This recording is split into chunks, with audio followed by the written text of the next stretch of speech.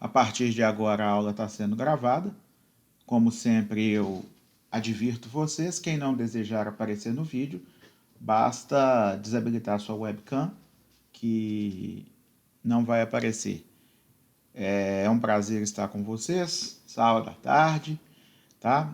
Já adianto que o André conversou comigo e me falou que alguns da turma de vocês reclamaram que estavam cansados e que não queriam 2 horas e meia de aula até as 4 da tarde e que se eu podia encurtar a aula. Eu não me importo, tá? Tudo bem, sem problema nenhum. Poderiam até ter falado diretamente comigo que não haveria o menor problema. O que acontece é o seguinte, nós temos aqui revisão para tirar as dúvidas, né? E o tempo é o que vocês precisarem. Se, sei lá, às 2h30, ninguém tiver mais dúvida e todo mundo quiser ir embora, tá tudo liberado, sem problema nenhum. Tá ok?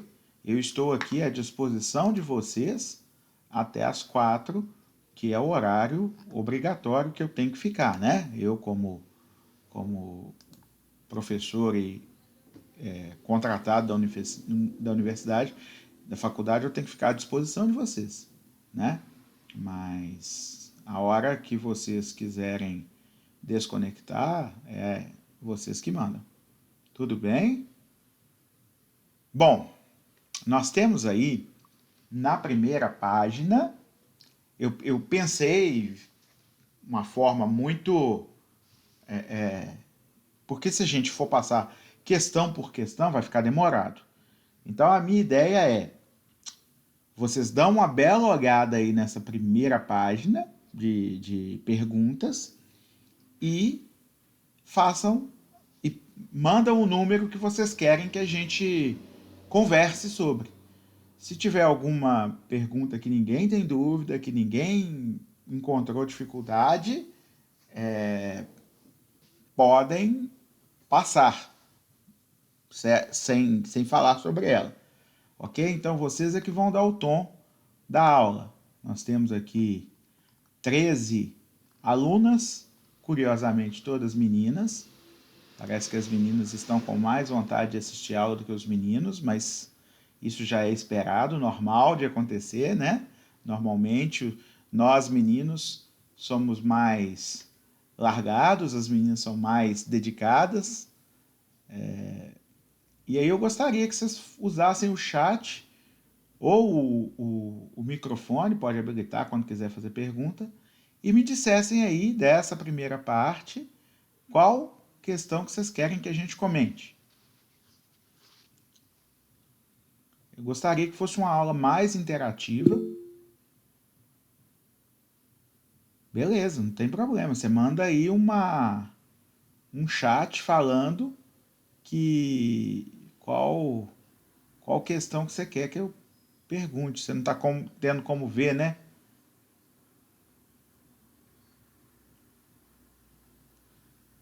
3 e 11 ou só 3? Ana Luísa pediu para falar a 3. Vamos falar da 3 então.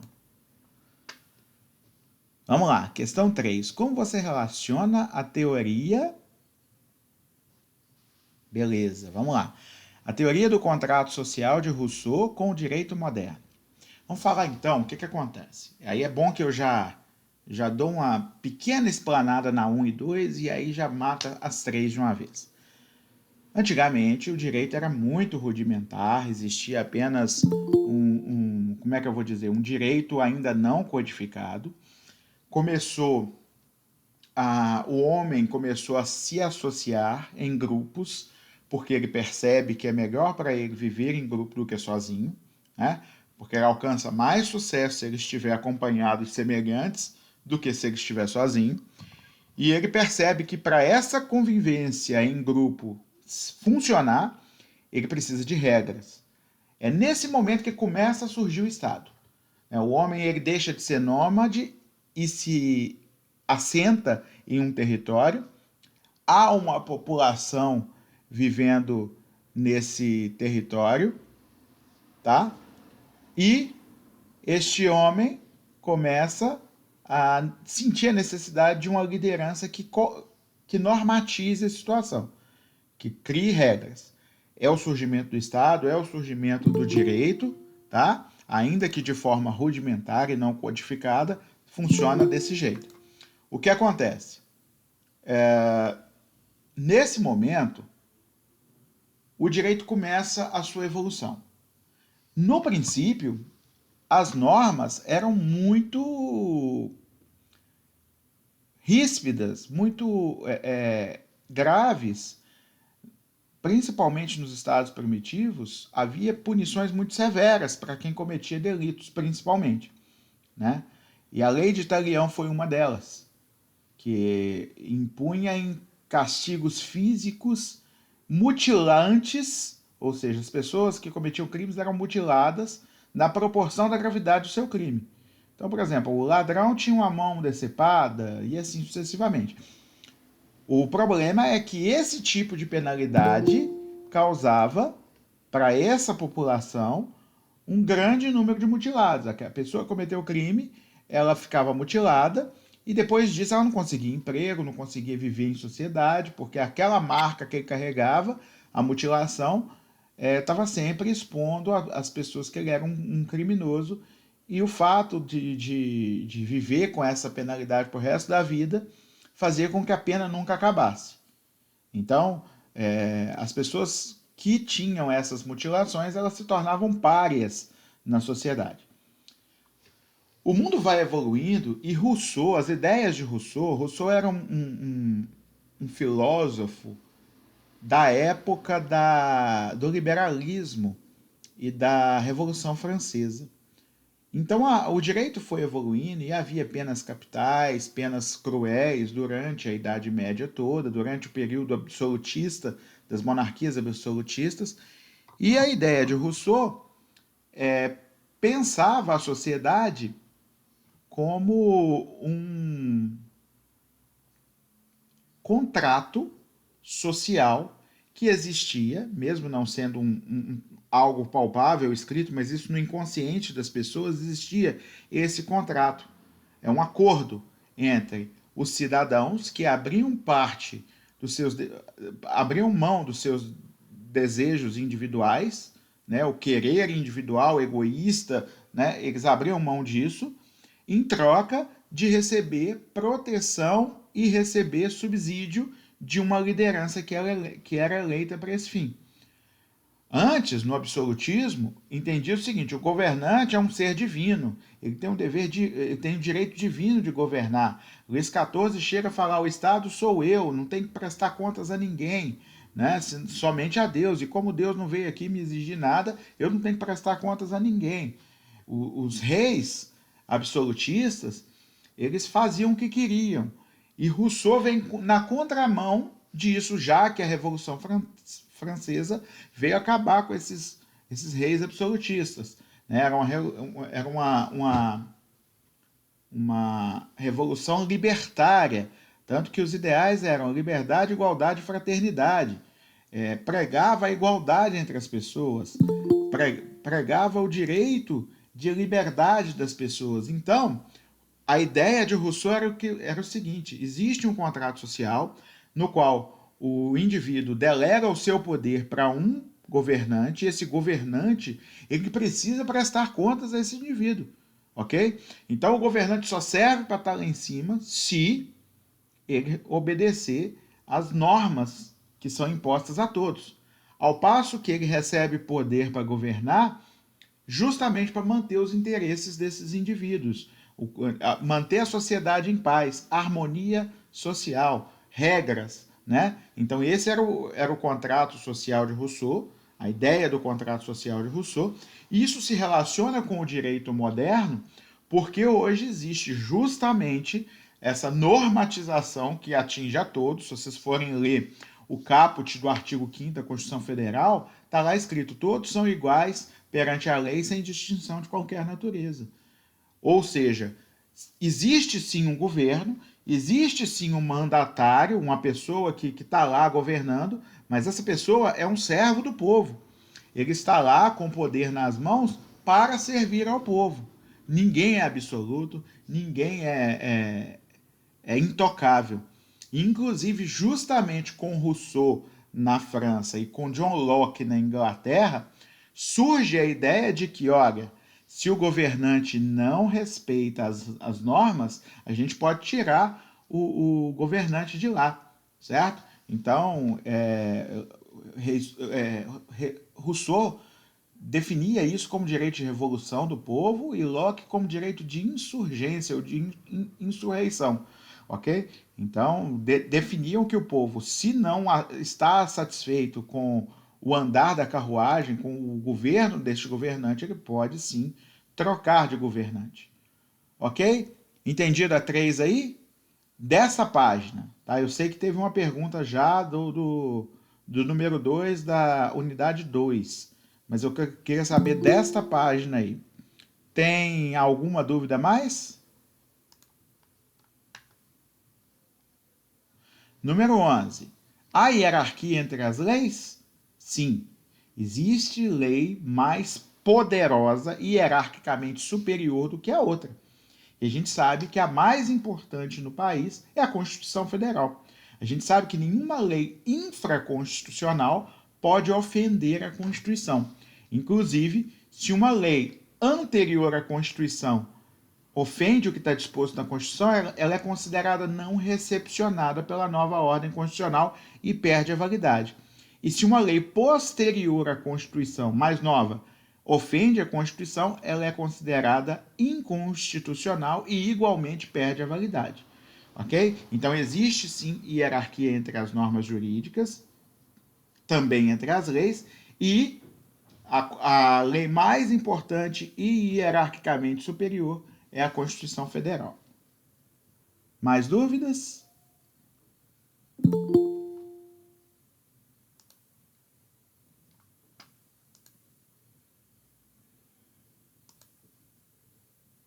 Ah, teve uma pergunta sobre ser ou não escrita a Constituição, mas está lá na frente, né?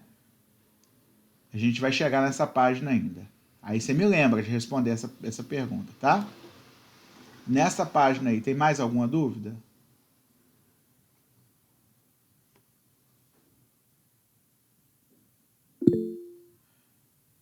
Todo mundo bem, então, né?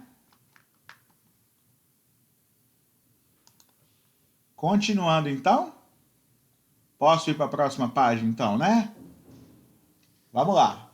Deem uma olhada e peçam pelo número para a gente responder a que vocês tiverem dúvidas.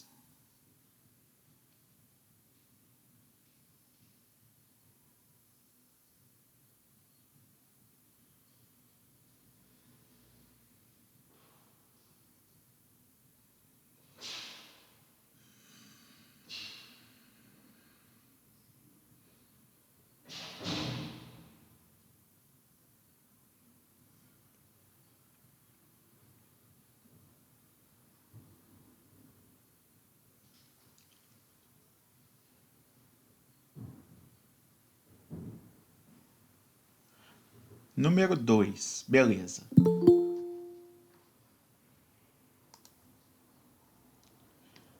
Constituição escrita é aquela que é reduzida a papel escrito, certo? Quando eu digo papel, eu não quero dizer papel físico, mas aquela que é apresentada na forma escrita. A Constituição costumeira ou consuetudinária é aquela que se transmite pelos costumes, pelas práticas das pessoas. A nossa Constituição é escrita, ok? Você vê que tem lá, você pode pesquisar ou no site do Planalto, no Google, ou você pode até comprar uma brochura com a nossa Constituição, que ela é transmitida por escrito. Parece difícil, parece que a resposta não é essa, mas é só isso mesmo. Tá? É escrita. E a número 1, vocês conseguiram saber em relação à rigidez ou flexibilidade da nossa Constituição?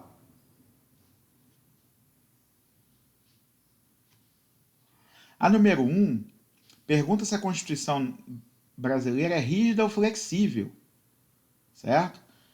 Flexível seria a Constituição que permitisse que fosse alterada seu texto com a mesma formalidade necessária para alterar as leis infraconstitucionais.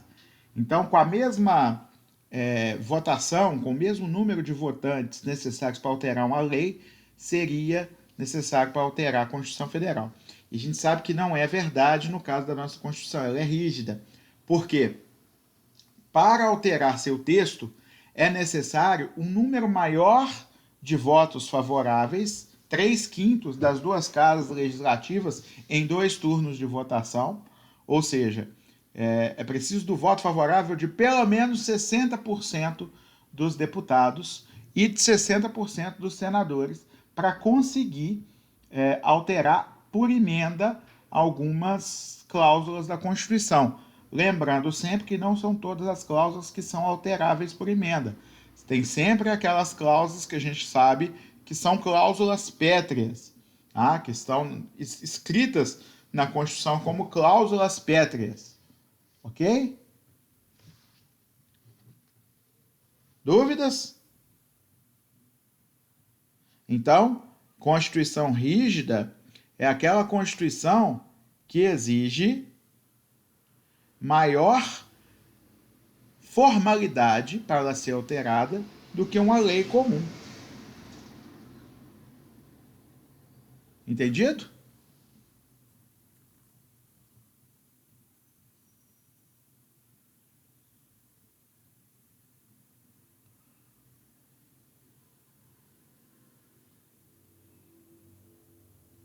As cláusulas pétreas da nossa Constituição estão descritas no artigo 60 da própria Constituição, em seu parágrafo 4º. Tá? Esse artigo 60 fala que a Constituição pode ser alterada via emenda constitucional. Porém, não poderá ser objeto de emenda constitucional, não poderá ser objeto de emenda constitucional algumas matérias. Então, anotem aí, artigo 60, parágrafo 4º, tá? Número 3. Quais são os ideais em que se funda a Constituição Federal de 88? Então, nós temos aí alguns ideais que são imodificáveis e que estão no início da nossa Constituição. Vamos abrir aqui para a gente ver juntos, tá?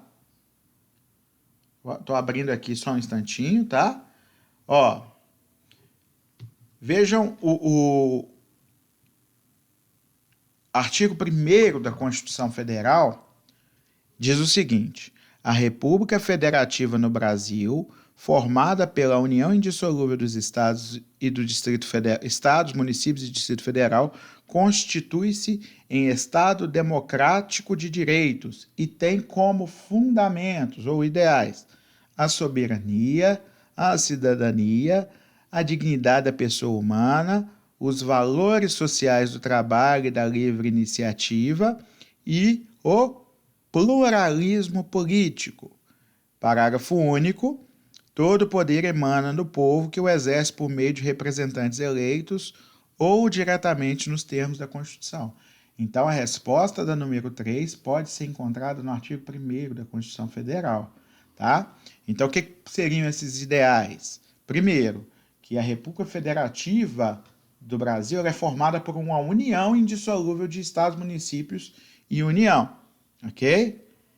E tem como fundamentos soberania, ou seja, que o Estado brasileiro é soberano e não deve obediência a nenhum outro Estado do mundo, ok? Não somos uma colônia como fomos na época de Portugal, né? Não temos uma metrópole que dite as normas e a forma como devemos agir. Então, temos soberania de decidir nossos rumos.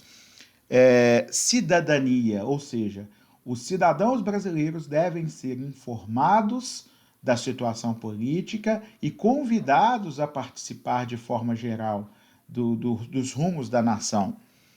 Dignidade da pessoa humana, ou seja, o ser humano, ele possui uma dignidade enquanto pessoa, certo? E dessa forma, ele deve ser tratado com dignidade. Todas as pessoas são dignas de um tratamento humanitário e digno, ok?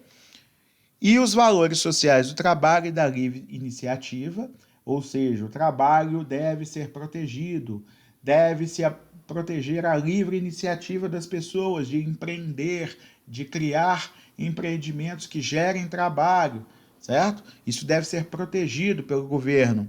Os valores, o pluralismo político significa que você não pode extinguir os partidos rivais, você tem que admitir oposição, você tem que abrir o leque político para que quem quiser se manifestar assim o possa, tá certo? Inclusive adotando vários partidos políticos, para que esses vários partidos políticos, cada um tenha uma ideologia e cada um tenha seu interesse protegido. Respondido? Qual que é a pergunta agora? 8 e 9?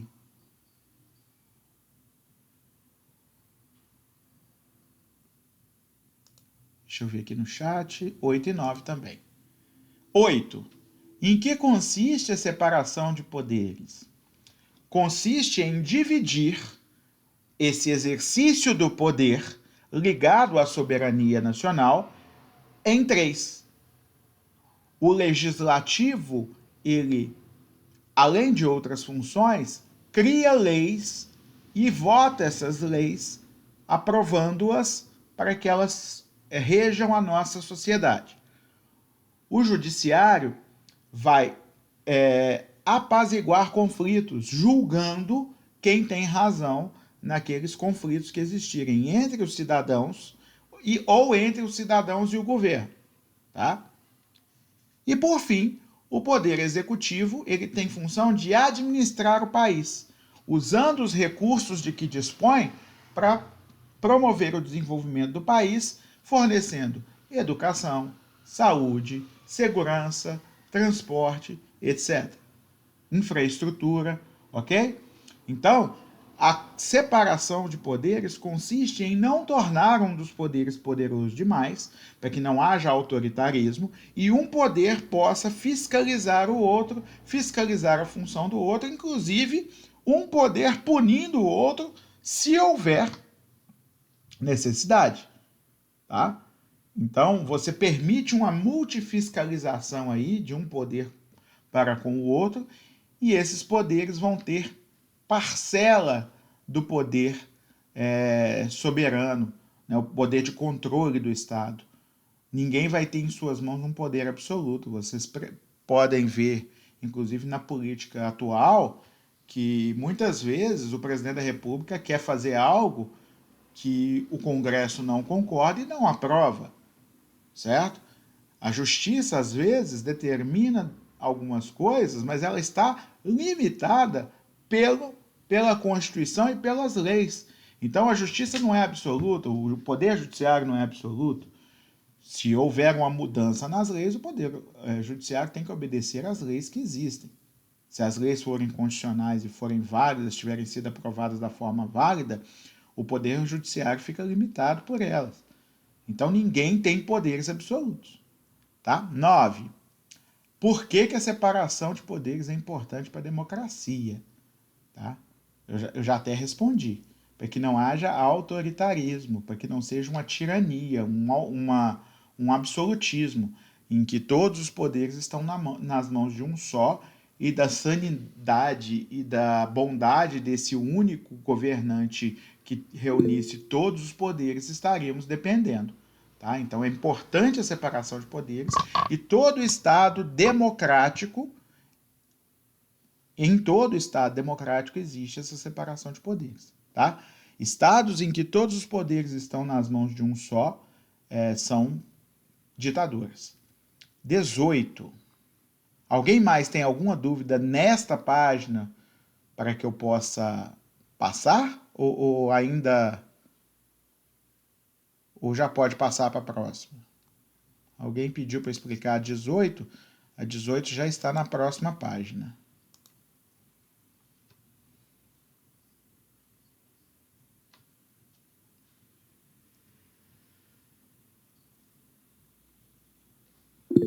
Beleza, então vamos passar adiante. 18. Lembra daquela figurinha que eu coloquei em sala de aula que tinha um rapaz altão, um rapaz médio e um pequenininho? E que tinha caixotes que eram distribuídos entre eles e que tinha duas formas? Vocês conseguem lembrar desse slide? Beleza. Sim. Eu estou falando disso.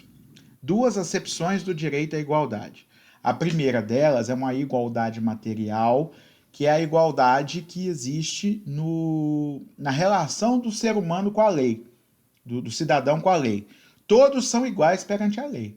Então, se a Leidiane for num boteco e furtar uma coxinha, o tratamento a ela, em virtude deste delito, tem que ser o mesmo do que se um deputado entrar nesse boteco e furtar essa coxinha.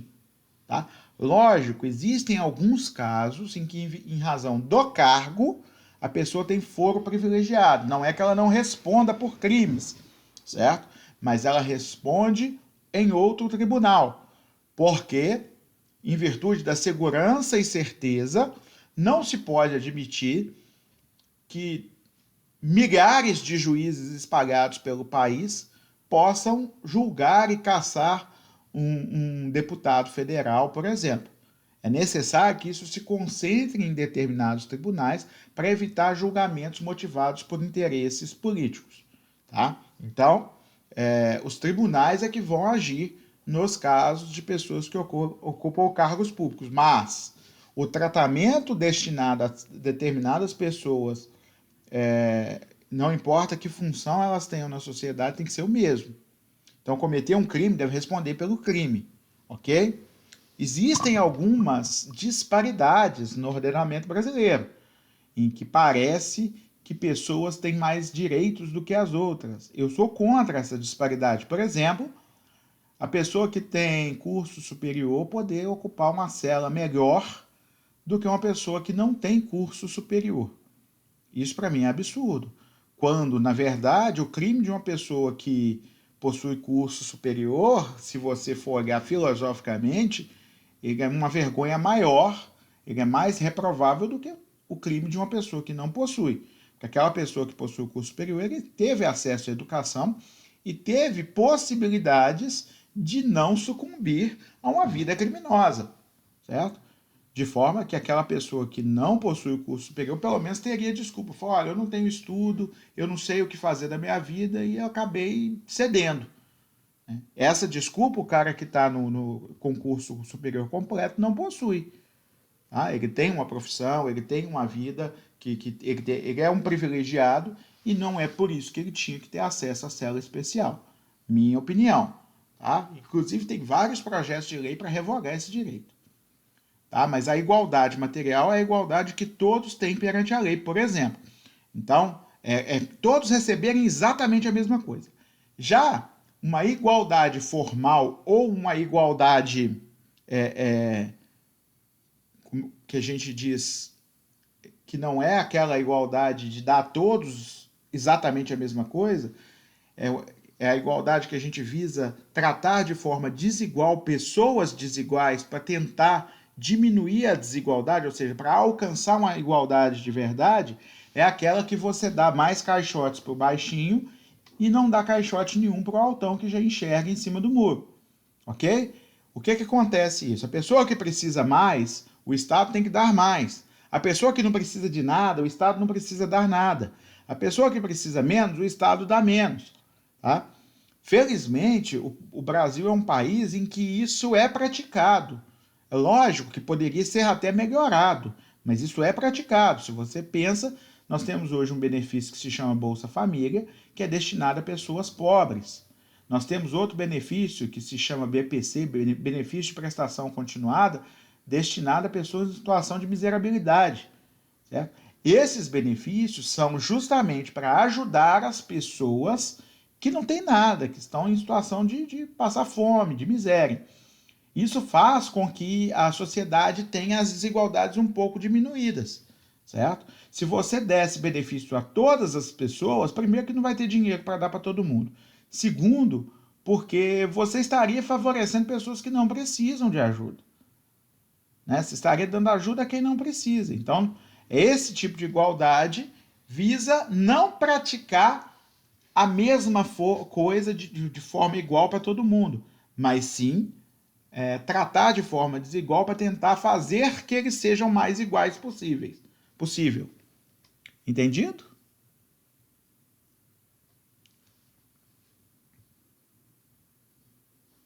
Mais dúvidas? Teve alguma pergunta aqui que eu perdi? Deixa eu ver aqui no chat. 28. A gente até já falou, né? Quais são os poderes da União, independentes e harmônicos entre si, e quais são os objetivos? São executivo, legislativo e judiciário. A função do executivo, o objetivo do executivo é a administração da nação, né? Aplicar os recursos de que dispõe para fornecer segurança, saúde, educação, estruturar o Estado, infraestrutura, etc. Os poderes do legislativo visam formar as leis, né? Criar as leis para organizar normativamente a sociedade, e o judiciário visa acabar com os conflitos, decidindo quem tem razão. Vamos lá. Léo, deixa eu te perguntar. Nas questões que vão ser abertas, a gente pode resumir as respostas ou você quer a resposta completa do jeito que está nos slides?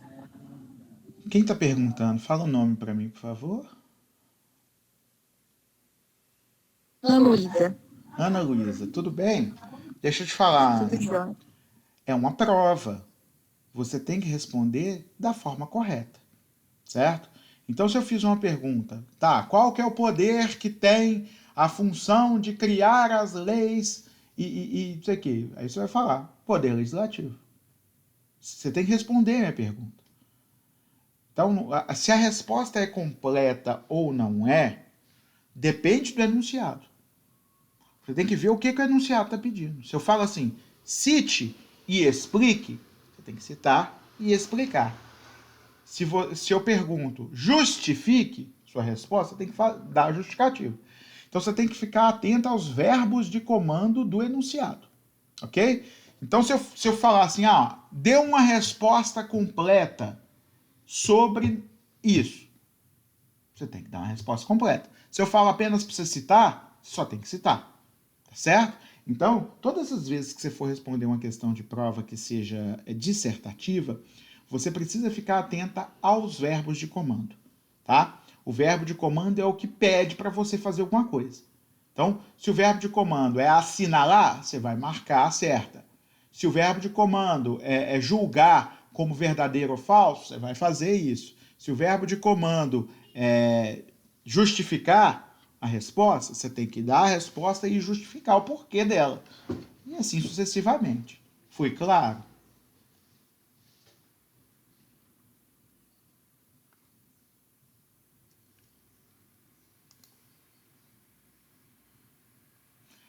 Eu que agradeço.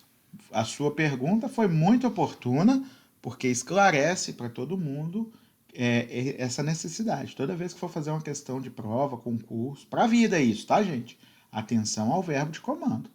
Para a questão não pedir uma coisa e você responder outra, tá? Você não precisa nem falar de mais e não deve falar de menos, tá? Óbvio que numa questão aberta a gente considera tudo o que o aluno fez. Então, se o aluno fez algo a menos do que eu pedi, eu vou considerar tudo o que ele fez. Então, por exemplo, se ele fez 80% do que eu pedi, eu vou dar 80% da questão para ele. Tá? Eu sou plenamente flexível na correção de questão aberta. Eu acho que deve ser avaliado cada ponto que o aluno acertou ali. Não tem esse negócio de certo ou errado, não, porque não é questão objetiva, não é questão fechada, é justamente uma questão dissertativa. Então, se ele não respondeu tudo que eu queria, talvez ele não ganhe total, mas ele vai ganhar 90%, 80% na medida do que ele acertou, tá? Vamos lá, agora vamos voltar. Teve uma mocinha aí que eu vou ver quem é. A Tati. Tati, você quer mesmo que eu responda da 29 até a 37? Você não conseguiu entender nenhuma delas? Débora pediu a 35. Estou guardando seu retorno, viu, Tati?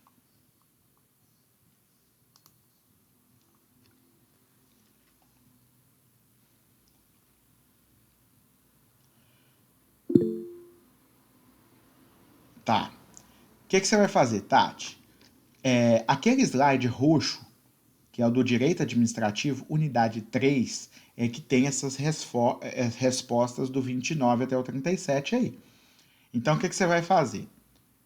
Vai estudar com calma, tem muito tempo até a prova ainda, e eu estou à sua disposição pelo WhatsApp ou pelo fórum de dúvidas para responder as dúvidas que você tiver depois que você estudar, tá certo? Então, depois que você estudou e tudo, buscou as respostas e não entendeu, pode me procurar que eu respondo, tá? Com todo prazer. Beleza, então vamos fazer desse jeito, tá? Depois que você estudar esse slide, você pode me procurar quantas vezes quiser para tirar as dúvidas sobre ele. Porque toda vez que a gente for perguntar quais são as dúvidas, falar assim, tudo, aí a gente não tem tempo numa aula de sábado, ainda mais que eu recebi a notícia do André que alguns alunos pediram a ele para essa aula de hoje ser mais curta, porque estavam cansados, e eu compreendo totalmente isso. Podem até falar direto comigo. Não precisa pedir direto para o André, não. Pode conversar comigo. Toda vez que vocês tiverem, professor, a gente não está aguentando mais. Tem como encurtar essa aula em 20 minutos, meia hora, 1 hora? A gente conversa, tá? Vocês que mandam. Eu estou à disposição até as 4 horas. Não necessariamente vocês precisam ficar aqui até as 4 horas, enquanto vocês tiverem dúvidas. Vamos lá. Teve uma pergunta aí da 35. Diferença entre ato administrativo vinculado e ato administrativo discricionário. Ato administrativo vinculado é aquele que o administrador público não pode deixar de praticar. Ele não pode submeter a ideia de praticar ou não esse ato a um critério de conveniência e oportunidade. Ele é obrigado a fazer. A lei obriga que ele haja, ok? Já o ato administrativo discricionário é aquele ato em que o administrador pode avaliar se deve ou não praticar naquele momento, porque ele vai analisar, é oportuno fazer isso agora? Ou seja, é o momento certo para praticar esse ato? Outro, é conveniente praticar esse ato ou eu devo deixar para lá? Existem casos em que a própria lei admite esse julgamento por parte do administrador público, decidindo se pratica ou não o ato. Discricionariedade é poder de escolher. É poder de escolher se pratica ou não o ato. Entendido? Foi claro?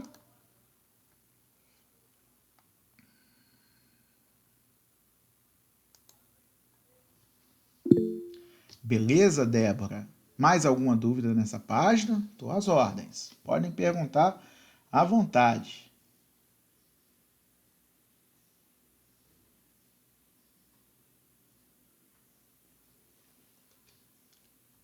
Vou dar alguns segundos aí. A Alana já falou que por ela pode passar, mas se tiver alguém que deseja fazer alguma pergunta, pode perguntar. Sara Regina perguntou da 30. Quais são as principais fontes do direito administrativo?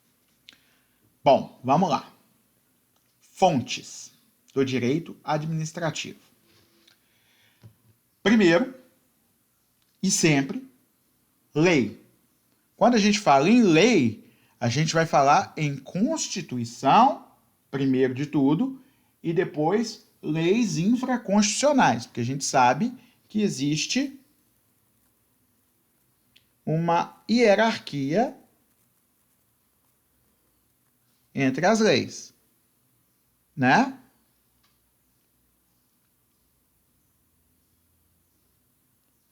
Estão me ouvindo bem? Então, antes de tudo, a lei, tá? Ainda existe a possibilidade de haver uma outra gama de fontes, certo? Quais são as fontes que a gente pode encontrar?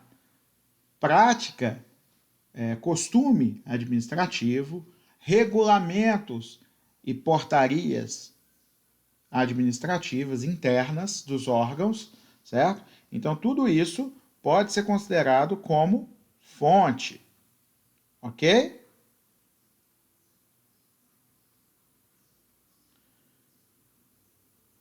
Deixa eu só abrir aqui o slide para ver se eu estou esquecendo alguma de comentar com vocês. Estou abrindo aqui um instantinho só. Além disso, nós vamos ter jurisprudências, nós vamos ter costumes, nós vamos ter princípios gerais do direito administrativo, né?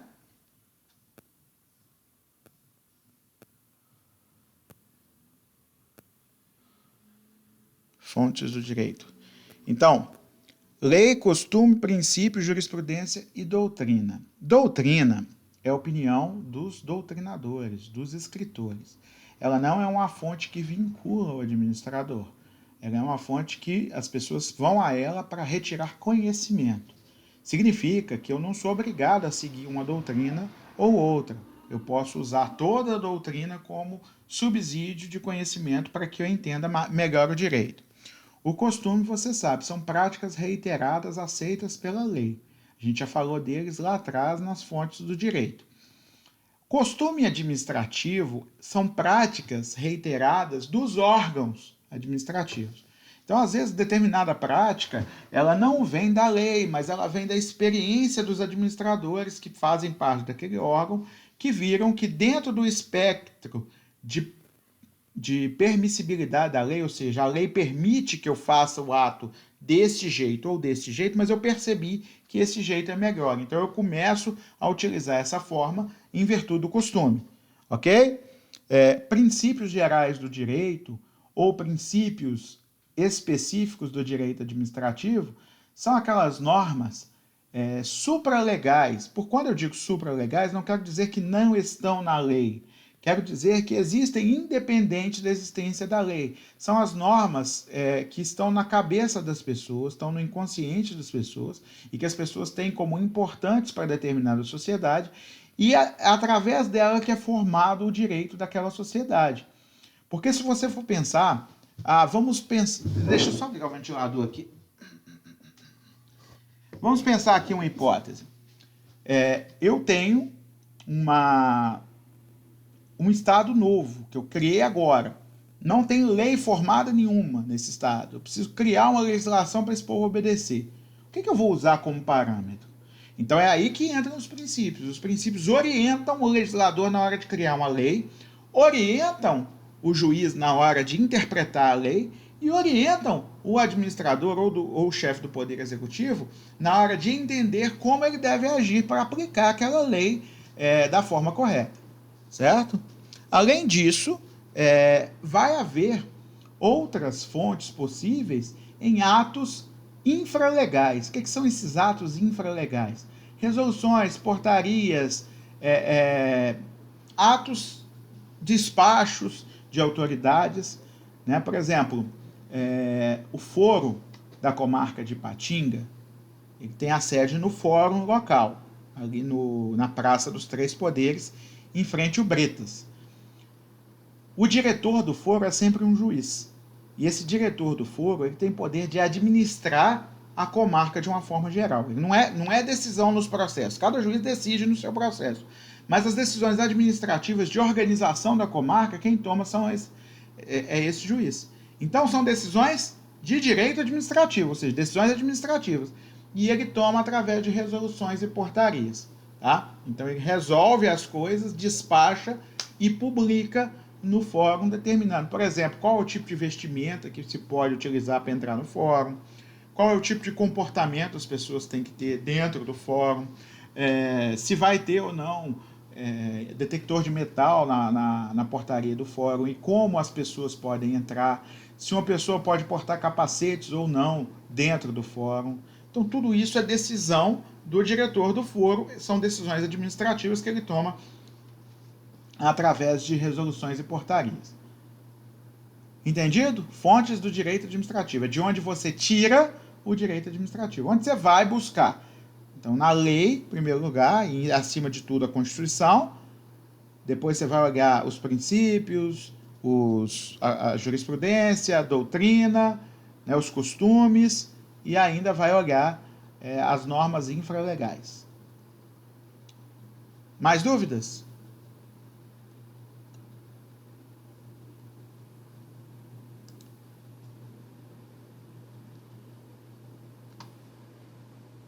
Se puder passar, eu vou para a próxima página, tá?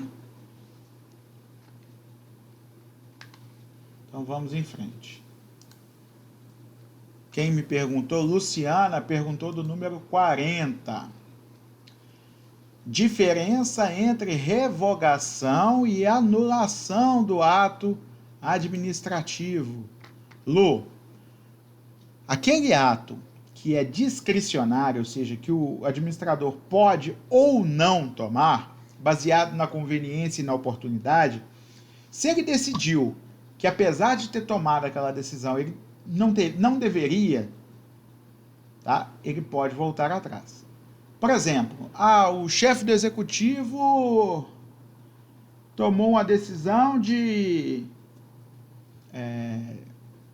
não prorrogar a quarentena. Aconteceu isso agora em Fabriciano. Vamos pensar. O chefe do executivo decidiu que as aulas dos meninos iam voltar dia 4 de maio. Só que ainda está perigoso. O número de casos do coronavírus no país ainda está crescendo. Ele não começou a ficar baixo. Então, é um momento perigoso para voltar, né? Ainda mais criança, que você não consegue controlar. Quando você trata de adulto, você pode falar, todo mundo vai usar máscara, todo mundo usa luva de látex, ou higieniza as mãos toda hora, mas criança é meio incontrolável nesse sentido, né? E aí ele voltou atrás, essa semana. Ele tomou a decisão, 3, 4 dias depois ele recuou. Pensei melhor, vamos deixar isso para frente. O próprio presidente da República, o Jair Bolsonaro, já decretou algumas coisas e depois ele viu a repercussão negativa, voltou atrás. Então, o ato administrativo que é discricionário, que não é obrigatório ser praticado, pode ser revogado. A revogação, ela tem necessidade que o ato tenha sido perfeito, não é um ato ilegal, abusivo, nem nada. É um ato que ele podia praticar, só que ele percebeu que não vale a pena, não é o momento, e aí ele revoga. A anulação é o que a gente pode fazer com os atos que são irregulares. Aqueles atos que são contra a lei, que são abusivos, que feriram direitos individuais garantidos no artigo 5º da Constituição para o cidadão, etc. Certo? Então, se esse ato é ilegal, ele é abusivo, ele fere a lei, o cidadão pode ir no judiciário para anular o ato. Somente o Poder Judiciário pode anular o ato. Ok? Então, quando o próprio poder, né, o próprio administrador público revoga seu ato porque entendeu que aquele ato não tinha nada a ver, não era a hora de praticar aquilo, a gente está falando de revogação. Quando o Poder Judiciário tira a validade de um ato porque aquele ato foi ilegal, tá, contrário à lei, isso a gente está falando de anulação. Tudo bem?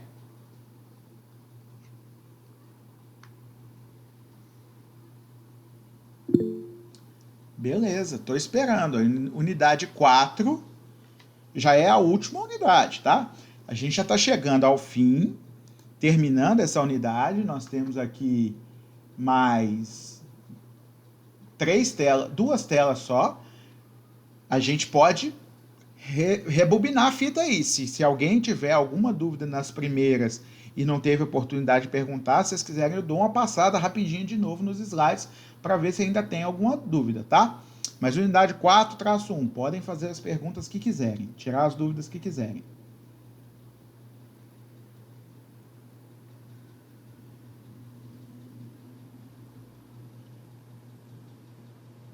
Sete. Ana Paula Souza está me perguntando a 7. Quais são exemplos de pessoa jurídica de direito público interno? Primeiro vamos falar o que é pessoa jurídica de direito público. Tá? Pessoa jurídica é um ente imaterial criado por conveniência para que represente o homem em situações em que é necessário. Tá? Então, esse ente imaterial, ele pode ter uma função pública, obedecendo a normas de direito público, ou pode ter uma função no mercado privado, obedecendo normas de direito privado. A pessoa jurídica de direito público obedece ao interesse público, tem função pública e obedece a normas de direito público, tá? Geralmente lidando com a coisa pública, os bens públicos de uma forma geral. Então, a pessoa jurídica de direito público interno, eu tenho aqui um slide, deixa eu abrir aqui para mostrar para vocês. Eu vou procurar, tá? Só um instante. Onde que estava?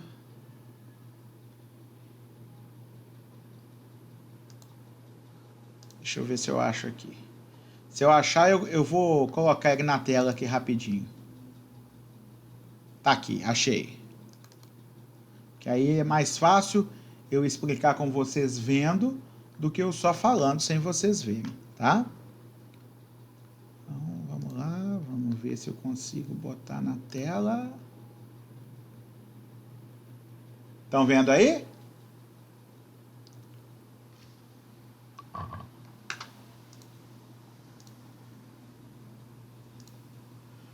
Apareceu aí para vocês, não apareceu? Beleza, então vamos lá. Pessoas jurídicas de direito público. Elas se dividem em direito público interno e direito público externo. Essa divisão se refere à forma de atuação, tá? Nós vamos explicar, diferenciar. No direito público interno, nós temos a União, que é a pessoa jurídica que representa o Estado do Brasil. Então, por exemplo, se alguém quiser processar o Brasil, não vai processar o país Brasil, vai processar a União Federal, ok? Que é a pessoa jurídica de direito público que representa o Brasil. Os estados, Estado de Minas Gerais, Estado de Sergipe, etc. Os municípios, município de Ipatinga, município de Timóteo, município de Belo Horizonte, ok? Nós temos as autarquias, que são órgãos administrativos com personalidade jurídica criados por lei, tendo patrimônio, receita própria como característica de uma pessoa jurídica, né? Para exercer funções administrativas da administração descentralizada. Por exemplo, o INSS é uma autarquia. Por que o INSS é uma autarquia? Porque ele realiza uma função pública, que é cuidar da previdência pública, mas não é uma função pública da administração direta, que é cuidar da segurança, da saúde, etc. e tal. Essa administração direta é exercida pelo chefe do executivo, né, do governo federal, pelo governo estadual e pelo governo municipal. Então, existem autarquias que vão atuar na administração indireta, realizando atos que são funções públicas, mas não são as principais funções do Estado. Uma delas, gerir a previdência pública. Por que não é uma principal função do Estado? Porque não é obrigatório ter. Se tem, deve ser gerido por uma autarquia. Mas agora, não precisa ter previdência pública. No Chile, por exemplo, seguindo a mesma escola econômica do Paulo Guedes, tornou-se privada a previdência. Então não tem mais INSS lá. Tá? Não tem mais um instituto que vai gerir a previdência pública. Lá só tem instituto de previdência privada. Se deu certo ou não é outra história. Lá não deu muito certo. Tá? Então, depende muito da solidez dessas empresas e da fiscalização que elas vão receber. Ok? Mas é um caso que uma autarquia vai estar presente aí, atuando na administração pública, não nas principais funções, de forma indireta. Associações públicas é tipo um consórcio público em que se unem forças mais de um ente público para a realização de objetivos de interesse comum. Tá? Então você pega vários órgãos públicos, inclusive podendo contratar pessoas jurídicas de direito privado, formar um consórcio público para alcançar um objetivo. Como se fosse um mutirão, tá? Só que aí não é um mutirão para construir uma casa, é um mutirão para alcançar um objetivo maior. E aí você tem vários órgãos públicos unidos num consórcio público, tá? demais entidades de caráter público criadas por lei. Isso significa que, se surgir outro tipo, pode ser incluído nesse rol, tá? As pessoas jurídicas de direito público externo são os estados nacionais, entre eles o Brasil, os Estados Unidos, etc. Tá? Então, qualquer país soberano do mundo é reconhecido como um estado nacional, é uma pessoa jurídica. Então, por exemplo, se uma pessoa jurídica de direito público externo quiser processar o Brasil, exemplo, a ONU quiser processar o Brasil por algum motivo, ela não vai processar a União Federal, porque a questão não é interna, a questão é externa. Então ela vai processar o Estado do Brasil, ok? Então, externamente, não existe a União Federal, externamente existe o país, o Estado brasileiro, ok? A Igreja Católica é considerada uma entidade de direito público externo, enquanto instituição representada pela cidade-estado do Vaticano ou Santa Sé. Então, nesse caso, o presidente, o chefe de Estado da Igreja Católica é o Papa e é considerado como uma pessoa jurídica, como se fosse um Estado. Tem o mesmo nível de representatividade internacional do que um país. E tem os organismos internacionais, a ONU, a OEA, a União Europeia, o Mercosul, etc. Tá? Esses órgãos, esses grupos econômicos ou grupos de países de livre comércio, etc., têm personalidade jurídica e atuam em nome próprio, independente dos seus membros. E temos, para completar, as pessoas jurídicas de direito privado, tá? Que são aquelas que, apesar de ter capital público ou privado na sua composição, não necessariamente vai ser só capital privado, elas obedecem a normas de interesse privado. Então vamos pensar. Por que eu disse isso do capital público? Porque a Caixa Econômica Federal, por exemplo, é 100% de capital público. Ela pertence a 100% ao Estado do Brasil, à União Federal. Entretanto, ela é uma pessoa jurídica de direito privado, porque ela atua como banco. E o banco, por sua natureza jurídica, obedece à norma do sistema financeiro nacional, que são normas de interesse privado. Então, você percebe que, apesar de ser 100% pública, a Caixa é uma pessoa jurídica de direito privado. Por que de direito privado? Porque as normas que ela obedece são normas privadas. Aí nós vamos ter associações, que são aquelas associações de pessoas para determinado fim. Você vai ter comissões de formatura, clubes, etc. Pessoas que se associam para determinada finalidade sem formar uma empresa, sem formar uma sociedade empresária. Nós vamos ter as sociedades simples e empresárias. As sociedades simples são aquelas que não têm finalidade empresarial e as sociedades empresárias são as que têm finalidade empresarial. Nós temos as fundações, que são formadas por patrimônio. Este patrimônio é definido por um instituidor com finalidade de fazer determinada obra social ou de curadoria de obras de arte, educação infantil, filantropia, etc. Nós temos um grande exemplo, né? A Fundação Ayrton Senna, por exemplo, cuida de crianças. Nós temos a Fundação Gol de Letra, daqueles jogadores Raí e Leonardo, que ensina futebol para crianças. Nós temos outras várias fundações. A Fundação Mendes Pimentel, em Belo Horizonte, administra determinados bens públicos da UFMG. Nós temos a Fundação Getúlio Vargas, que mexe com educação, conhecimento e etc. Temos milhares de fundações, são entes personalizados, criados por patrimônio. Professor, mas não tem pessoa lá? As pessoas são empregados, contratados pela fundação. Então, a fundação tem administradores, esses administradores não fazem parte juridicamente da fundação, são apenas contratados, e esses administradores gerem a fundação, contratando os empregados, etc. e tal. Tá? Mas essa fundação, o que mantém ela é um patrimônio. Pode substituir todas as pessoas, que não tem problema. O patrimônio vai continuar sendo utilizado para a própria fundação. Nós temos as organizações religiosas, incluindo a Igreja Católica, quando atua no âmbito interno.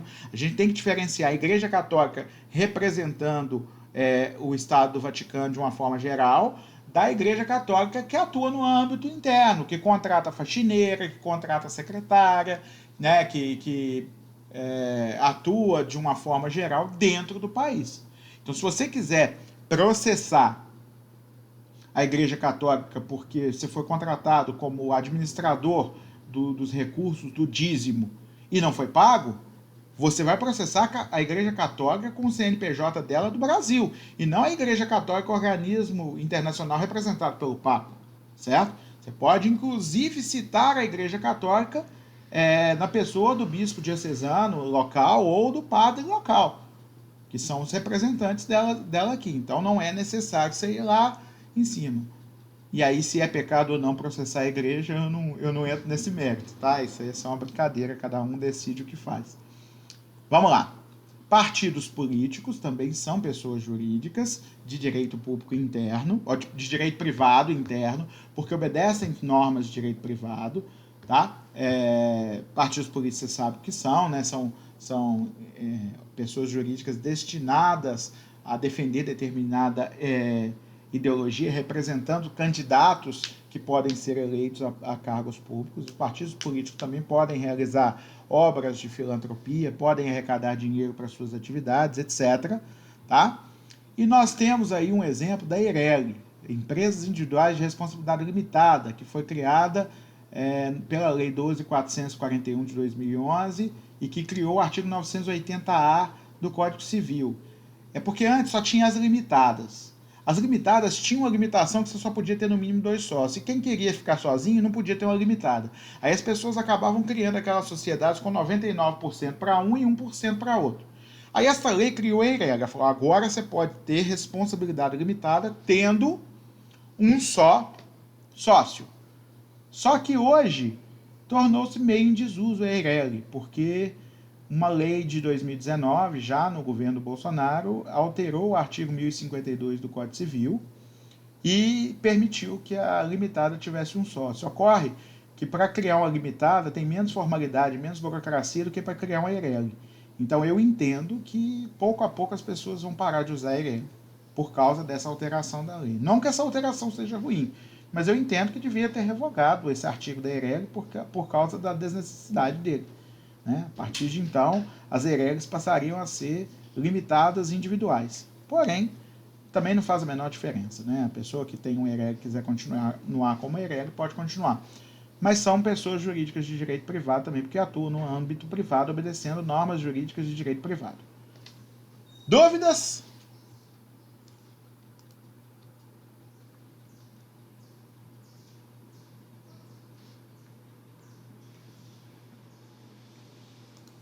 Estou esperando.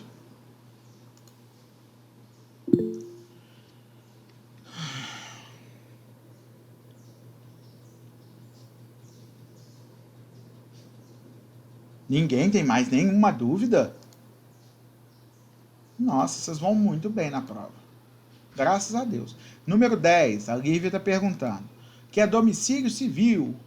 Qual é o domicílio das pessoas naturais? Qual é o domicílio das pessoas jurídicas? Vamos lá. Então eu já vou até abrir um slide daqui a pouco para a gente falar qual que é o domicílio das pessoas naturais e o das pessoas jurídicas. Mas primeiro vamos falar o que é domicílio civil. É onde pode ser encontrada a pessoa, onde ela exerce suas atividades, ou onde ela resida, ou seja, onde ela pode ser encontrada em tese para ser processada, ou seja, se eu quiser encontrar a Lívia, onde que eu vou? Ok? Isso é o domicílio civil.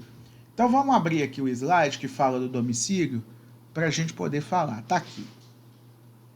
Vou botar aqui na tela. Apareceu aí para vocês, não apareceu? Então nós temos o artigo 70, que fala do domicílio da pessoa natural, que é onde ela estabelece a sua residência com um ânimo definitivo, onde ela quer morar, ok? 71. Se, porém, ela tiver várias residências onde ela viva alternadamente, eu tenho um tio que tem uma casa na praia que ele fica 6 meses, 4 meses, 3 meses por ano lá, ok? Isso significa o seguinte, que ele tem 2 domicílios.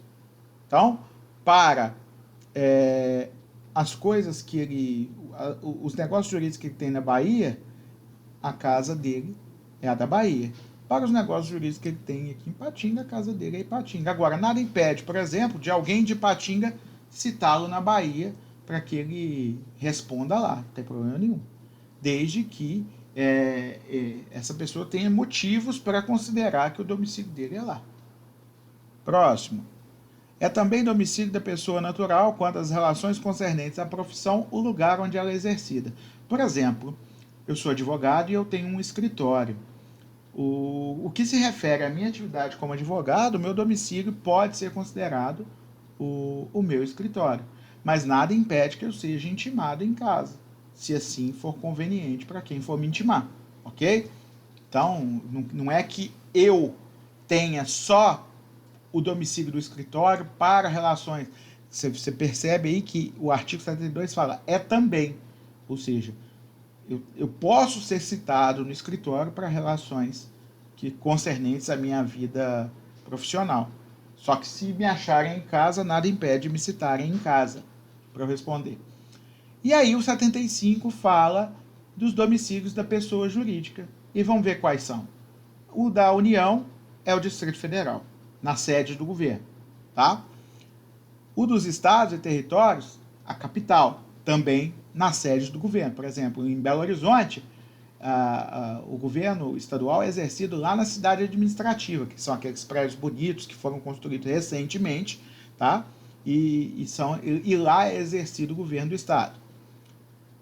Do município, o lugar onde funcionar a administração municipal, ou seja, prefeitura. Então você vai lá na prefeitura para intimar o prefeito, na pessoa do procurador municipal, ele pode receber intimação em nome do prefeito, para que o prefeito responda a determinado processo. Ou o município responda, na verdade, né?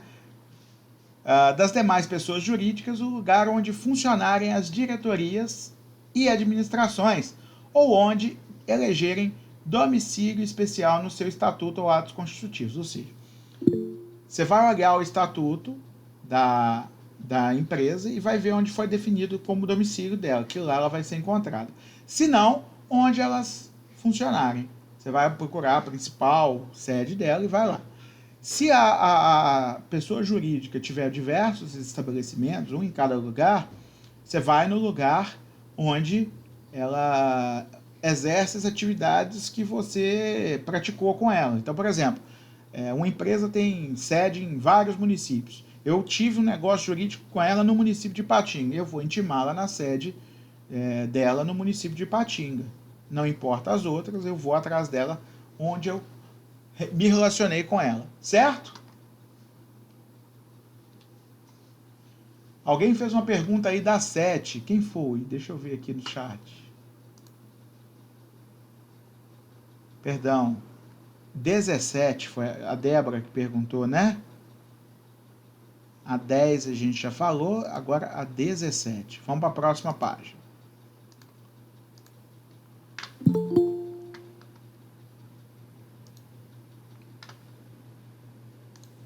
Próxima página, 17. O que são negócios jurídicos? Para falar o que é negócio jurídico, convém a gente rebobinar a fita. Se vocês, na idade que vocês têm, sabem o que é rebobinar uma fita, provavelmente não sabem, tá?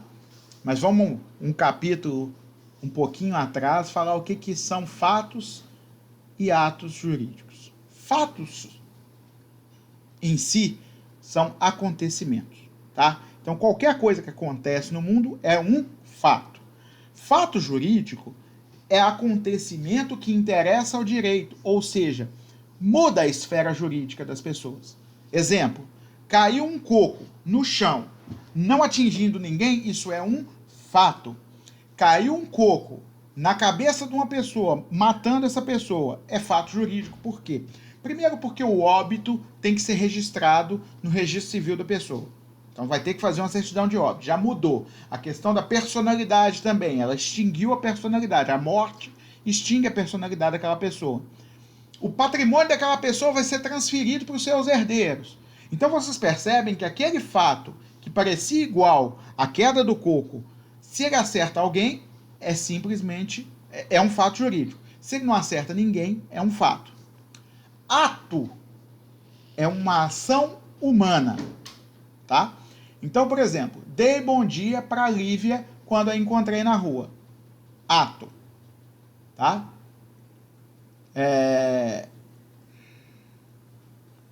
Atropelei a Lívia quando a encontrei na rua. Ato jurídico ou ato ilícito, tá? Se o ato tiver consequências positivas e desejadas, ato jurídico. Se o ato tiver consequências negativas e indesejadas, ato ilícito, tá?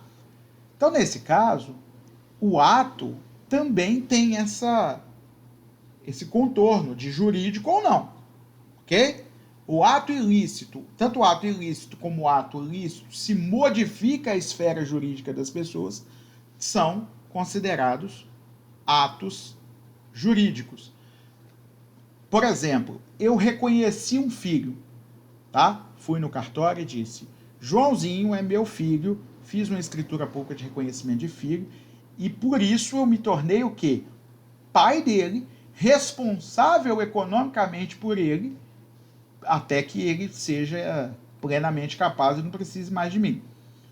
Então, o que foi isso? Um ato jurídico de reconhecimento do meu filho, ok?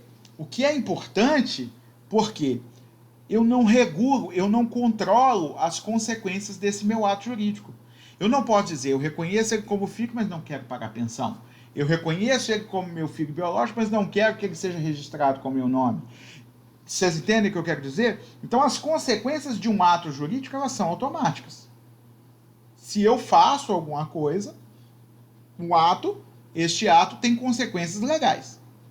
Negócio jurídico são aqueles atos jurídicos que são mais elaborados, em que as pessoas decidem o que elas querem que aconteça. Tá? Exemplo, contratos. Né? Se eu realizo um contrato com alguém, estou realizando um negócio jurídico. Dentro desse contrato, eu estabeleço o que eu quero que aconteça, o que eu quero receber, quantas parcelas essa pessoa vai me pagar, o que eu vou dar a ele em troca, tudo dessa forma. Eu posso controlar as consequências dele. Não é igual ao ato que as consequências são meio que automáticas.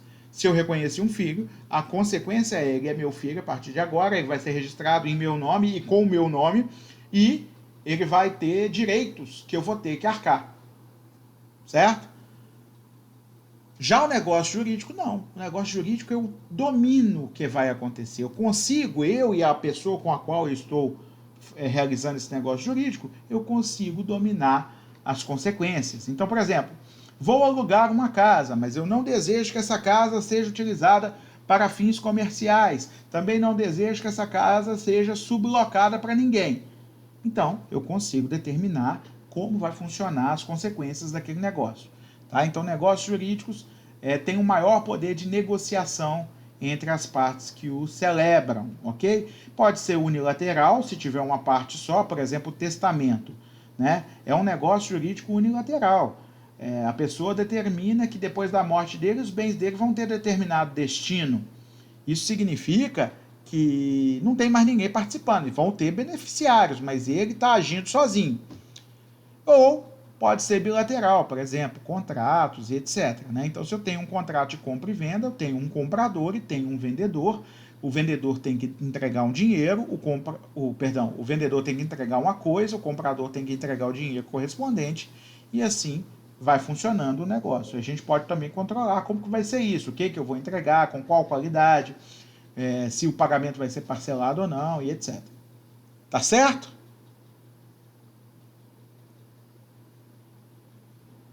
Mais dúvidas?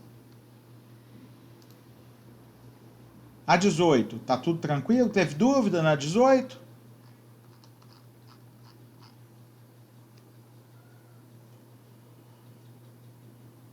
Sara Regina perguntou a 18. Vamos lá. Sara Regina, na verdade... Ah, tá. Porque você entrou no login da sua mãe outro dia, né? Sara é Sara mesmo. Ou não é você?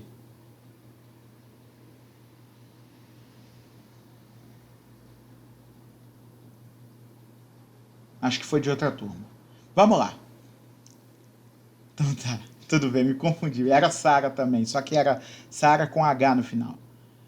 Quais são os requisitos de validade do negócio jurídico? Eles estão no artigo 104 do Código Civil. E são: agente capaz, objeto lícito, possível, jurídica e fisicamente, e determinado ou determinável, e, por fim, forma prescrita ou não defesa em lei. Tá? Então vamos por partes.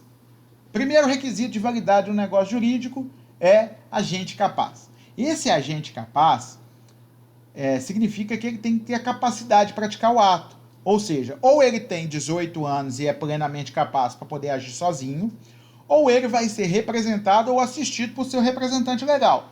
Tá? Então, se ele tem capacidade plena, ele pode agir sozinho. Então, tem que olhar se foi obedecidas as regras de capacidade ou de representação dos incapazes. Então, primeiro requisito. Passou desse. Além disso, a vontade manifestada pelo agente tem que ser livre e de boa fé, tá, gente? Se não teve liberdade, ou seja, se uma pessoa praticou algo obrigado, a vontade não é considerada e é como se ele não tivesse agido da forma que a lei prevê. Então, a vontade tem que ser livre e de boa fé. Número 2. O objeto precisa ser lícito, ou seja, você não pode contratar, estabelecer num negócio jurídico que uma pessoa vai cometer um crime para você. Ok? Esse negócio jurídico é inválido. Não é válido praticar negócio jurídico visando o cometimento de crimes, tá? Ou de qualquer ato que não seja permitido por lei. Além disso, o objeto precisa ser possível fisicamente. Eu não posso determinar, por exemplo, que a pessoa suba a lua em 10 minutos, pega uma pedra e volte com a pedra da lua para mim. Isso é inválido, porque é impossível, tá? Então, o objeto tem que ser algo possível, né? A pessoa tem que erguer nas costas um carro de 2 toneladas. Ninguém consegue. Ninguém consegue erguer um carro de 2 toneladas nas costas. Se ninguém consegue, o que vai acontecer? Se determinar essa condição para que um negócio jurídico seja eficaz, é inválido. Esse negócio é inválido, tá certo? Então, o objeto precisa ser possível fisicamente. Juridicamente, significa o seguinte: olha, você pode construir, não pode? Não tem nada de ilícito em construir, só que determinados locais têm normas de construção que têm que ser respeitadas. Então, você não pode estabelecer que uma pessoa construa algo que a lei ou o regulamento municipal não permita que seja construído. Tá? Então, além de não ser algo lícito, ele é impossível juridicamente. Da mesma forma que, por exemplo, ninguém pode vender uma casa que não é sua. Se a casa está em nome de outra pessoa, você não pode vender, certo? Porque é impossível juridicamente você transferir essa casa para o comprador. Então, a possibilidade jurídica tem que ter também, além da possibilidade física. E, por fim, forma prescrita ou não defesa em lei. Defesa aí tem o significado de proibida, tá? Se a lei determina para aquele negócio jurídico uma solenidade que deve ser seguida, tá? Uma forma que deve ser seguida, por exemplo, o casamento é um negócio jurídico solene. O casamento, ele precisa ser realizado por uma autoridade investida de poderes para realizar casamento. Ele precisa ser realizado após um processo de habilitação para o casamento que é realizado no cartório, né, no qual o juiz, inclusive, autoriza o casamento. Ele precisa ser realizado a portas abertas, certo? Não pode realizar um casamento no local trancado, ele tem que estar com as portas abertas para que quem quiser entrar para falar se tem algum impedimento, ele possa ter acesso ao casamento. As pessoas têm que manifestar o seu sim de forma inequívoca. Se alguém brincar que está com dúvida, o juiz pode encerrar o casamento e só continuar no dia seguinte, certo? Então, tem várias formalidades. Então, não pode fazer o casamento sem obedecer essas formalidades. Então, entende-se que o negócio jurídico casamento é um negócio jurídico solene. Venda de uma casa também é um negócio jurídico solene. O que tem que fazer? Outorgar uma escritura de compra e venda, pegar essa escritura de compra e venda que foi outorgada pelo vendedor, ir ao cartório de registro de imóveis e registrá-la em nome do vendedor. Tudo isso feito depois do pagamento.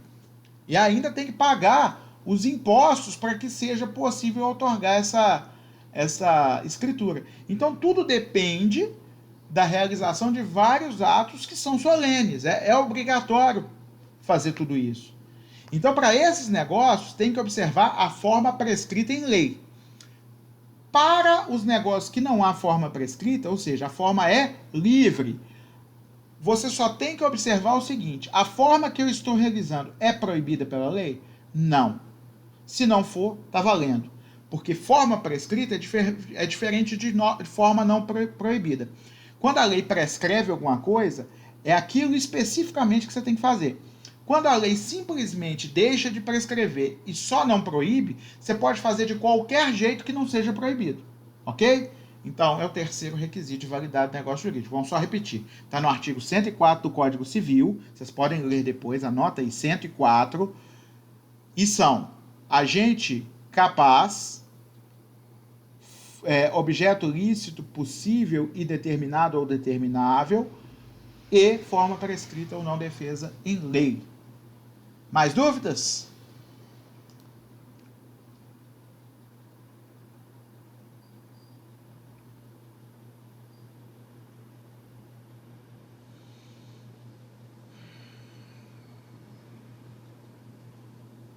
(14) O que são frutos e quais são os tipos de frutos? Vamos lá. Frutos são aquelas coisas, aqueles bens que um bem produz, certo? Esses bens têm valor econômico e são produzidos por um determinado bem principal. Então vamos pensar. Eu tenho uma chácara que tem um pomar. Todas as frutas que nascem naquele pomar têm valor econômico, eu posso vendê-las, certo? Se eu quiser, eu posso utilizá-las, consumi-las, etc. E eles são frutos deste bem. Se no meu terreno tiver uma mina de carvão, o carvão que eu tiro dela é considerado um tipo de frutos, chamado de produtos, ok? E a minha colheita, etc. Se eu alugo uma casa, o aluguel que essa casa me rende é um fruto, ok?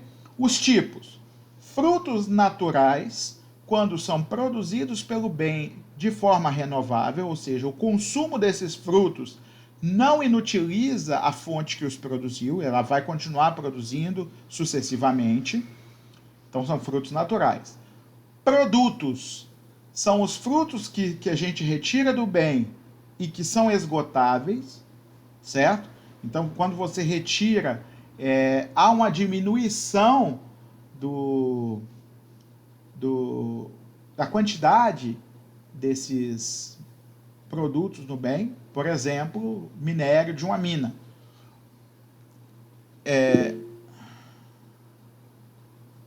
Sim, Sara, tudo que eu estou falando está nos slides, tá? E a gente já está quase terminando também. Se você quiser esperar até o fim da aula, não tem problema nenhum, vai terminar em alguns minutinhos. A menos que vocês tenham mais dúvidas, aí eu continuo enquanto vocês precisarem, até as 4 horas. E por fim, você tem os frutos civis, que são os aluguéis, parcelas que a coisa te rende, tá? Frutos que são vendidos e rende dinheiro para você. Então, por exemplo, se você aluga uma casa e os aluguéis dessa casa são frutos civis. Entendido? Quem fez a pergunta aí da 14? Lívia. Perfeito, de nada, eu que agradeço a participação. Mais alguma pergunta, pessoal? Se quiserem voltar nas páginas anteriores, pode falar, tá? Só falar o número aí e a unidade que eu volto lá. Tipos de frutos? Vamos lá. Frutos naturais, Frutos naturais são aqueles que a coisa produz, mas são renováveis, a própria natureza faz com que ela produza de novo depois. Por exemplo, são as frutas produzidas pelas árvores, tá? Frutos civis são os aluguéis, são as rendas, né? Os juros, aluguéis, etc., que a coisa rende para mim, tá certo? Frutos, produtos, são as coisas que você retira da coisa, mas não se renovam, ok? E ainda temos os frutos pela ação humana, que a gente chama de frutos industriais, né? Estes frutos, deixa eu só pedir minha esposa para atender. Ah, já vai atender. Tocou o interfone aqui. Os frutos industriais ou pela ação humana são aqueles que são produzidos dentro do bem. Por exemplo, uma atividade industrial, a produção de um carro. Esse fruto, carro, é produzido dentro do bem. Ok? Mais alguma dúvida?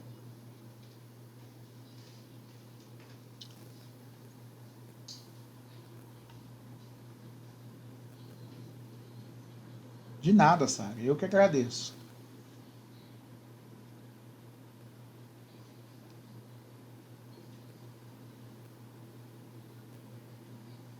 Primeira página, vamos lá.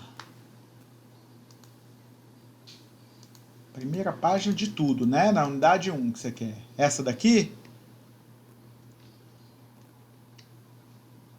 Ok, Lívia, pode perguntar. Pode perguntar pelo número.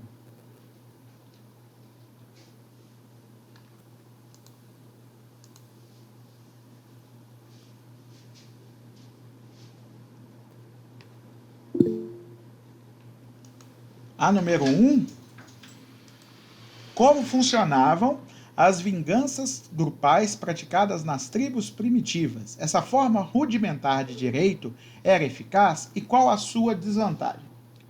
Isso a gente está falando dos primórdios das primeiras civilizações, onde os seres humanos se dividiam em tribos.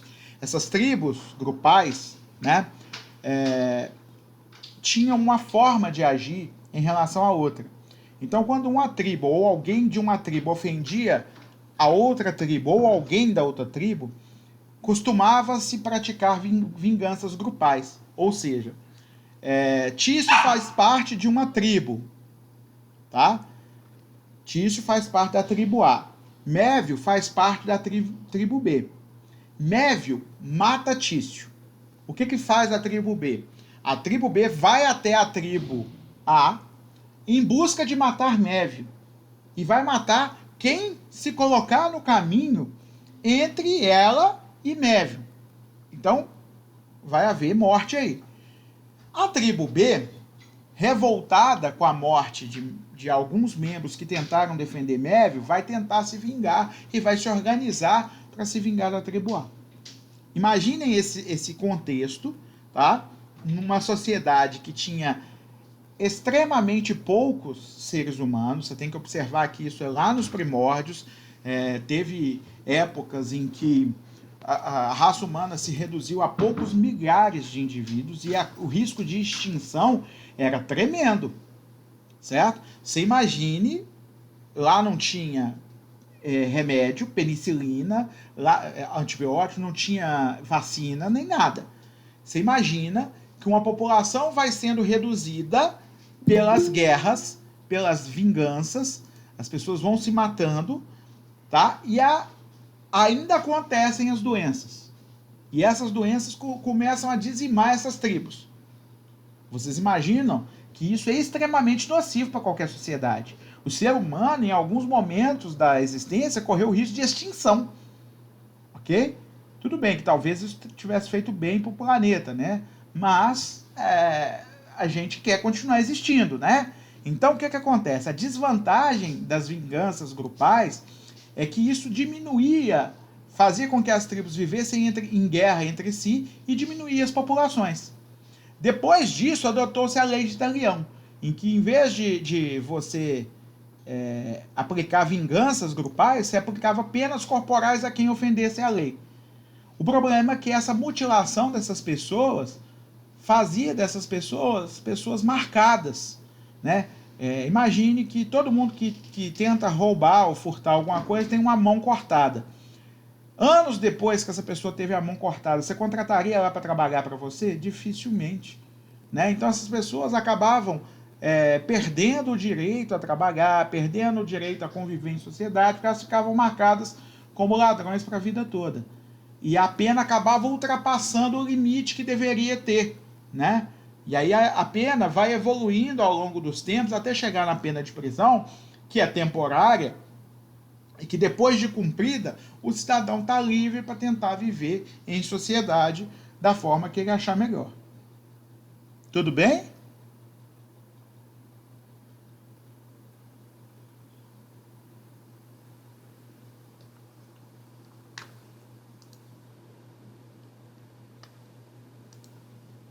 Mais alguma pergunta? Pode ser de outra página, tá? Só falar qual página, fala qual unidade e qual o número da pergunta.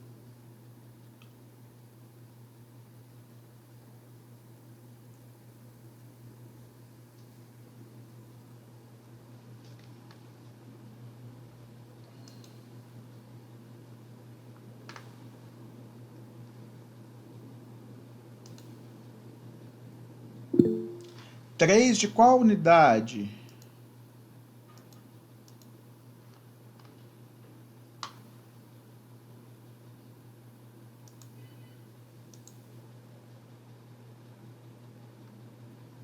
Ô Sara, já respondi no início dessa aula, vou falar de novo para você, tá? Mas vai estar lá gravado. Vamos lá. Rousseau foi um pensador francês, na época da Revolução Francesa, que tinha ideais de liberalismo, ou seja, ele pregava o ideal de liberdade, igualdade e fraternidade, certo? Na cabeça dele existia um contrato social através do qual cada cidadão abria mão de direitos e liberdades individuais para viver coletivamente, certo? Havia esse espírito de solidariedade entre as pessoas na forma de um contrato invisível, né? E através desse contrato, a sociedade elegia um governante, e esse governante, ele recebia poderes. Em troca, ele tinha que garantir segurança, saúde, alimentação, educação, etc. Então o governante ele não tinha um poder injustificado como tinham os reis absolutistas do passado. Ele tinha um poder vinculado ao exercício de um governo que fizesse o bem para a população. Se ele não fizesse esse bem para a população, ele podia ser deposto. Rousseau chamava esse direito de direito de revolução. John Locke, na Inglaterra, chamava esse direito de direito de insurreição do povo. Ou seja, se o governante não atende às expectativas, o governante pode ser deposto. Tá? O que não acontecia nos governos, nos reinados absolutistas, né? Os reis absolutistas faziam absolutamente o que queriam e não eram punidos por nada. Entendido? Como que isso se relaciona com o direito moderno? Porque são justamente esses ideais de que o governante governa para o povo que fundaram a democracia moderna. Por exemplo, se você vê o artigo 5º da Constituição, todos são iguais perante a lei, sem distinção de qualquer natureza, você está falando, não importa se você é o governante ou é governado, a lei vale para todos. Isso significa que esses ideais que surgiram nessa época evoluíram para a forma moderna de direito que a gente tem hoje. Democrática, inclusive. Entendido?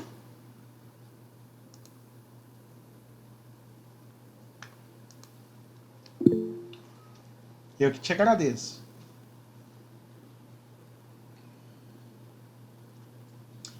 Mais alguma dúvida de alguma página? Estamos à disposição. Ou, se não tiverem mais dúvidas, fiquem à vontade, estão liberados.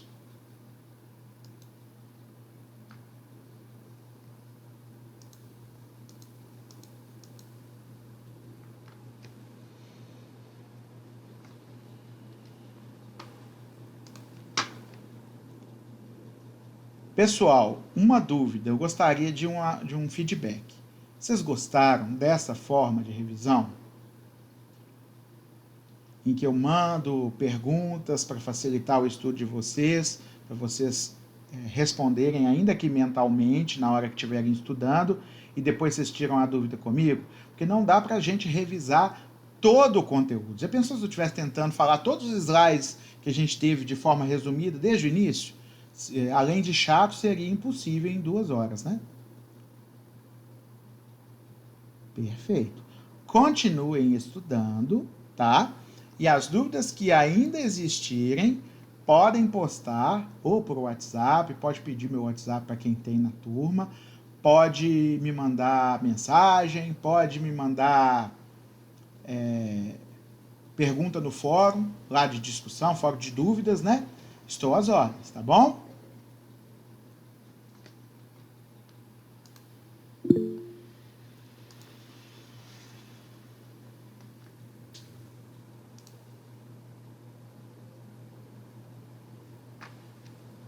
Isso mesmo, tá?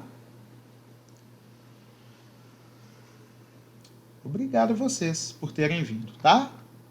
Beleza. Então, se não tiverem mais perguntas, estão liberados, ok? Muito obrigado por terem vindo. Estamos sempre às ordens. Toda vez que vocês quiserem conversar algo comigo, podem falar, eu estou sempre aberto para vocês, tá?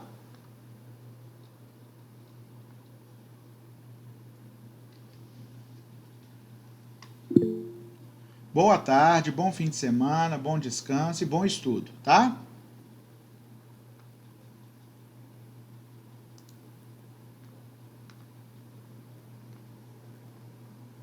De nada, eu que agradeço pela participação de vocês.